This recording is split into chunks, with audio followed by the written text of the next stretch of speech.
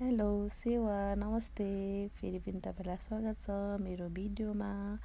म चाहिँ मेरो ठुलो छोरीलाई चाहिँ डान्स क्लासमा लिनु गएको थिएँ। त्यही भएर आज आमा छोरीले चाहिँ सँगै टाइम स्पेन्ड गर्ने टक्कसँगले चटपटी लाफिङ पानीपुरी खाएर भन्यौँ। अनि त्यही भएर हामी चाहिँ जाँदैछौँ पानीपुरी खानु। साक्नु चाहिँ म पानीपुरी खाने भन्दैछ नि, त्यही भएर मैले मेरो छोरीको लागि पानीपुरी मगाएँ। अनि उसले चाहिँ पुरा खाँदैछ गम गम गम गर्दै। उसले चाहिँ फेरि पानी चाहिँ खाँदैन, पानीपुरी मात्र।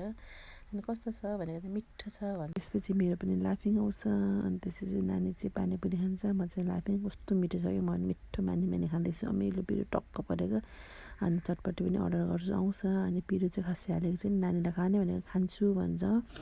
अनि त्यसपछि नानीसँग म चाहिँ बसेर चटपटी खाँदैछु, नानी पनि खाँदैछ। अनि पिरो छ भनेको छैन भन्दैछ नानी पनि। धेरै पछि हामीले चाहिँ चटपटी पानीपुरी खाएको नि त, त्यही भएर मेरो नानी मिठो मानी मानी खाँदैछ। अनि त्यसपछि माया पनि गरि पो हाल्छ त।